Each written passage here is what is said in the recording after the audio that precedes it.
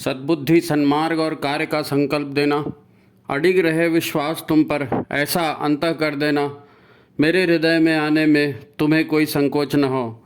हे गुरुदेव, मुझे नज़रों से दूर कभी न होने देना। हे गुरुदेव, मुझे नज़रों से दूर कभी न होने देना। नमस्कार, गायत्री चिंतन धारा के इस विशेष एपिसोड में आप सभी का स्वागत है। मित्रों, आप कवर देख करके चौंक गए होंगे कि आज ये इस तरह की चुनाव से संबंधित फ़ोटो यहाँ क्यों डली है। मित्रों, सारा विश्व और भारत स्वयं विशेष परिस्थितियों से गुजर रहा है।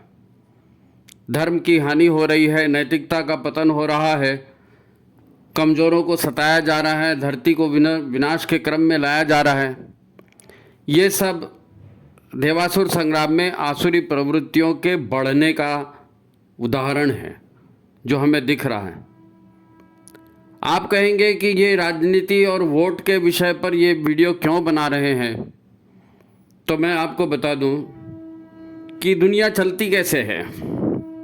दुनिया में 4 तरह के काम होते हैं, उसके हिसाब से 4 स्वभाव होते हैं और 4 तरह की प्रवृत्तियों में पूरा समाज बटा होता है। कुछ लोग होते हैं जो शासन व्यवस्था को संभालते हैं, क्षत्रिय लोगों के जो काम होते हैं उनके द्वारा संपन्न होते हैं। राज्य व्यवस्था, असुरों का मर्दन, दुष्टों से सज्जनों की रक्षा, ये राजनीति के इसमें राजा का कर्तव्य है। फिर इसी प्रकार ब्राह्मणों के कर्तव्य हैं, धन संपत्ति बढ़ाने के लिए वैश्यों के कर्तव्य हैं। फिर उसके बाद में छोटे छोटे काम करने वालों की भी उसमें भूमिका है। तो ये 4 वर्णों से जो समाज बना है, इसमें यदि आप कह दें कि हमको राज्य से कोई लेना देना नहीं है और राज्य की नीति से कोई लेना देना नहीं है, तो ये ऐतिहासिक रूप से बहुत बड़ा ब्लंडर है, बहुत बड़ी मिस्टेक है, बहुत बड़ी गलती है। आप ऐसी गलती न करें। क्रांतिकारी कभी ऐसी गलतियां नहीं करते। आपको मैं बता दूं, हम यज्ञ और गायत्री को मानने वाले लोग हैं। यज्ञों में अश्वमेध यज्ञ बहुत बड़ा यज्ञ माना जाता है। अश्वमेध यज्ञ भी दुष्प्रवृत्तियों के विनाश के लिए किया जाता है।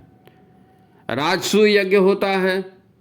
राजसूय अश्वमेध यज्ञ में भी यही होता है कि सारी दुनिया के शासक जो हैं वो न्याय और धर्म के आधार पर चलें। अगर नहीं चलेंगे तो अश्वमेध करने वाला राजा उनको दंडित करके वहाँ न्याय की व्यवस्था बनाता है।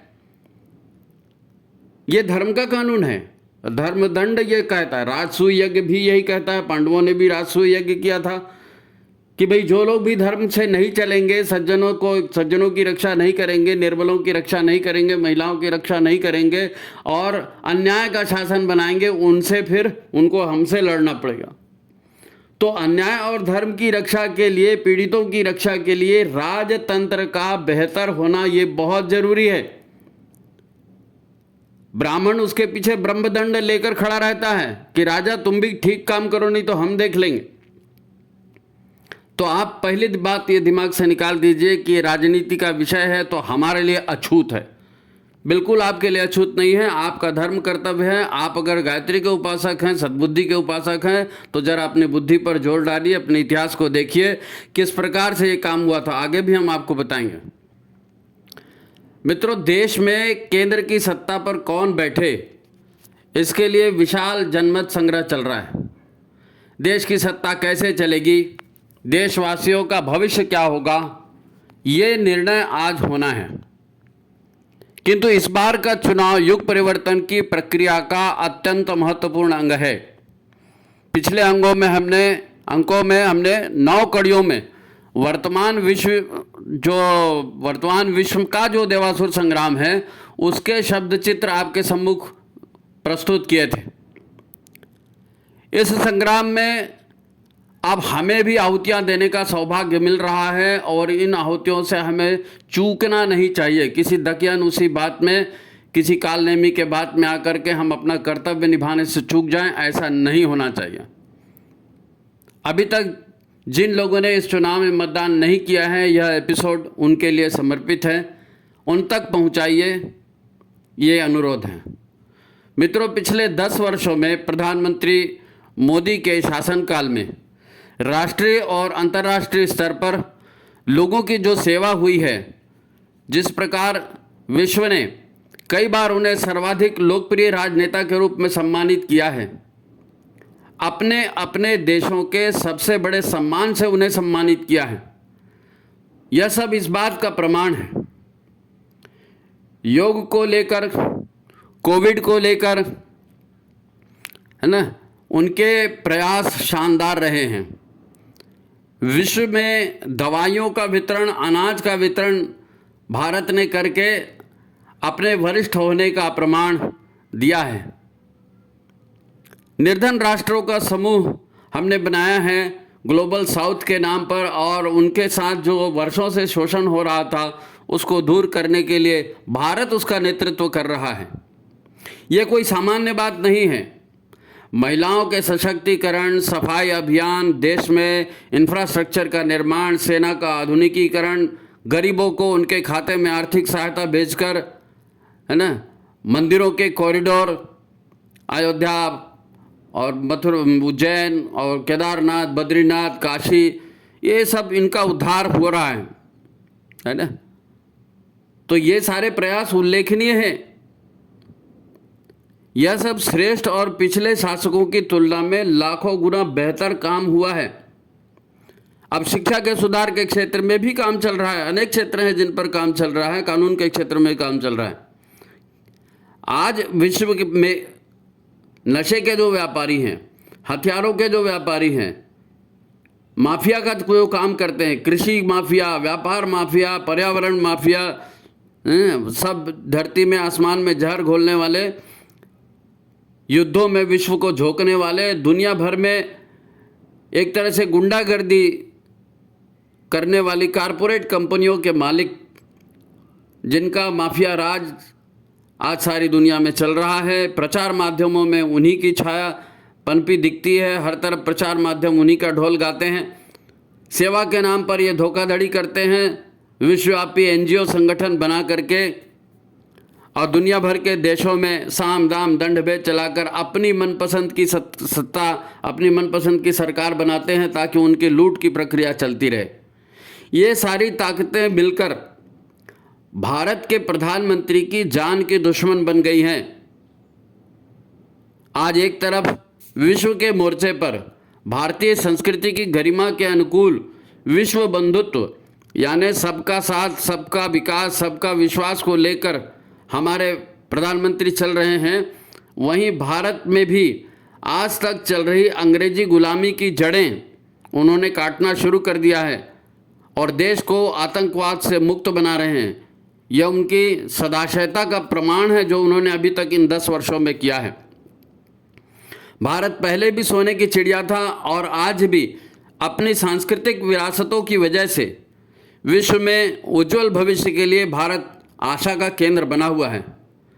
हमारा कर्तव्य है कि हम संस्कृति रक्षा के लिए उनके प्रयासों को बल दें।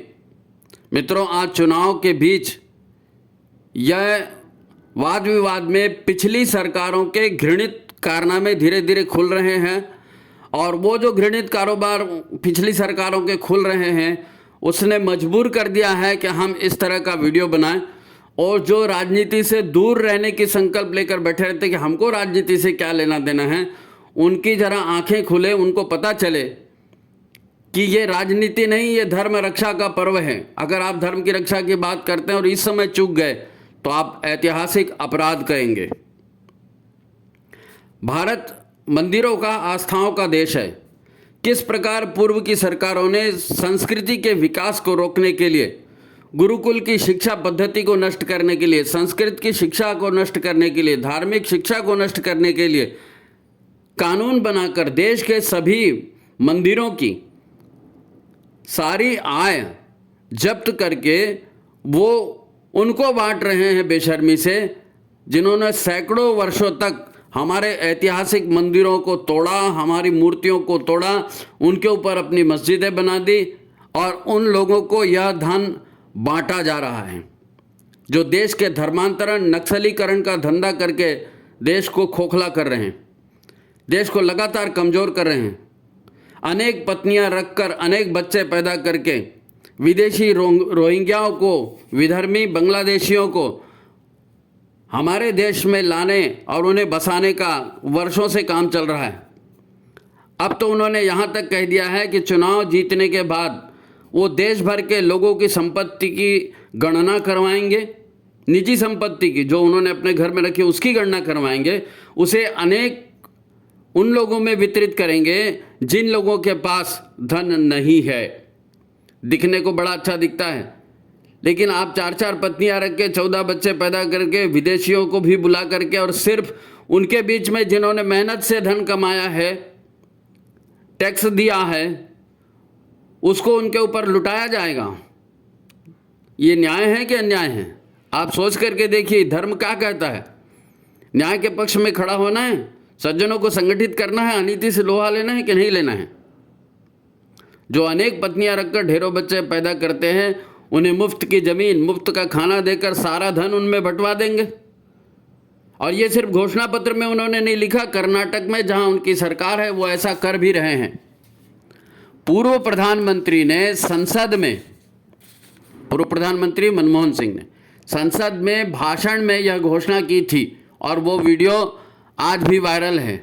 संसद के रिकॉर्ड में उनका भाषण दर्ज है। हमारे देश की सारी संपत्ति पर वो पहला हक उसी जाति का मानते हैं जिन्होंने अपने लिए पहले ही पाकिस्तान बनवा लिया है। वीडियो की मर्यादा है, इसलिए हम उस धर्म का नाम नहीं ले सकते। अच्छा, हमारी बहू बेटियों को तो लव जिहाद में फंसाकर हम पर आक्रमण जारी ही है। वो वक्फ बोर्ड के नाम पर हर महत्वपूर्ण जमीन पर कब्जा करते रहते हैं, क्योंकि पूर्व की सरकारों ने उन्हें खुश करने के लिए ऐसे ही कानून बनाकर रखे हैं। उनको सामान्य अदालतों में आप चैलेंज भी नहीं कर सकते। ये एक षड्यंत्र है जो वर्षों से लगातार चल रहा है और आज चुनाव के दौरान ये परतें खुलकर बाहर आ रही है। तो धर्म प्रेमी जनता से अनुरोध है कि वो धर्म के पक्ष में खड़े हों, न्याय के पक्ष में खड़े हों, इसलिए ये वीडियो बनाया गया है।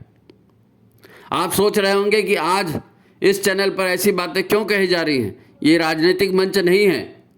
आप यह भी कहेंगे कि हमें राजनीति में नहीं पढ़ना है, लेकिन हमारा ही धर्म यह कहता है कि जननी और जन्मभूमि से बड़ा महान कुछ और पवित्र कुछ नहीं होता। मित्रों, हम धर्म, अर्थ, काम, मोक्ष के पुरुषार्थ को मानते हैं। जिन लोगों ने मेहनत से कमाया है, सरकार को उसका पूरा टैक्स भी दिया है, तो उसको बलात् छीनकर उन लोगों में बांट देना जो वर्षों से धर्म संस्कृति के लुटेरे की भूमिका में हैं और आज भी अधर्म कर रहे हैं। आप बताइए, क्या ये करना उचित है? क्या आप ऐसे लोगों का समर्थन करेंगे जो इस तरह का काम कर रहे हैं?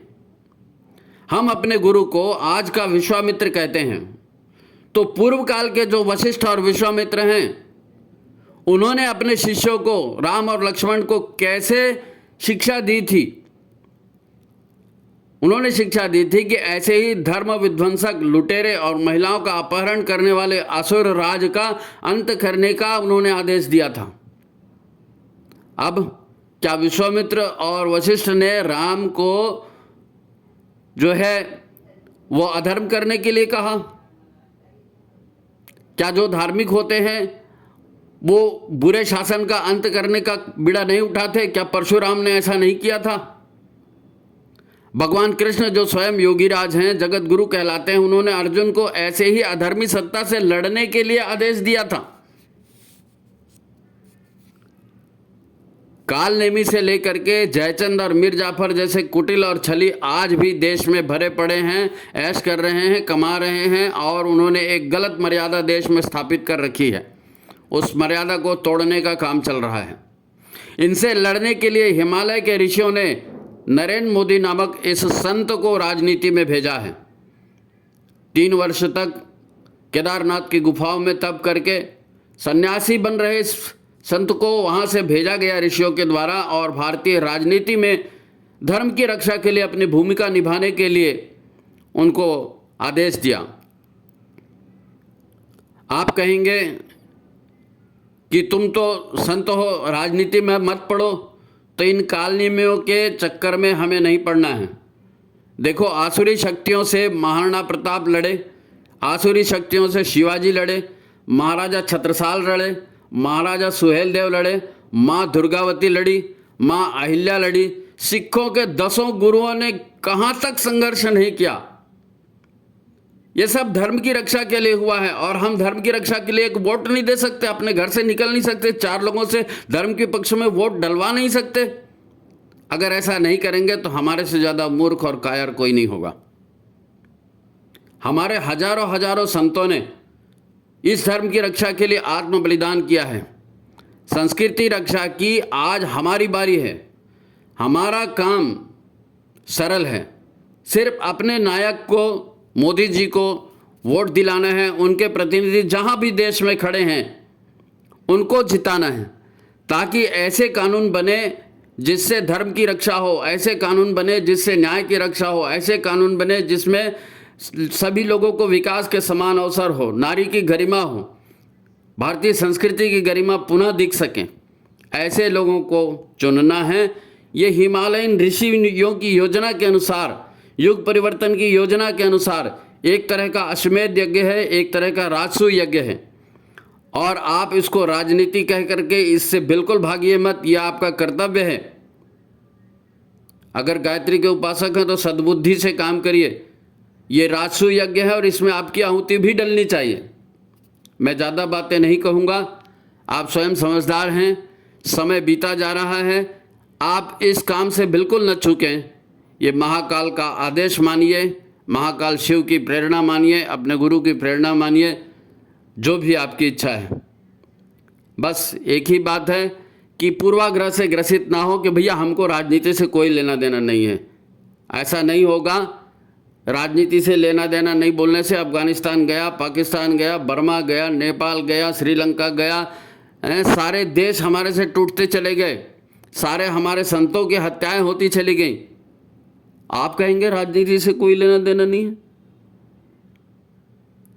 राज्य ही तो सुव्यवस्था बनाता है।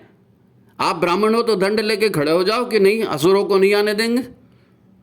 ठीक है, महाकाल आपको देख रहे हैं। युगाधिपति महाकाल की जय। आज इतनी बात कह के बात को समाप्त करता हूँ। इसे ज़्यादा से ज़्यादा लोगों तक पहुँचाएं, ज़्यादा से ज़्यादा मंचों पर इसको लेकर के जाएं, शेयर करें। और हमारे पास समय बहुत कम है, तो सबके पास ये संदेश महाकाल का पहुँचना चाहिए। युगावतार महाकाल की जय। आज की बात यहीं समाप्त।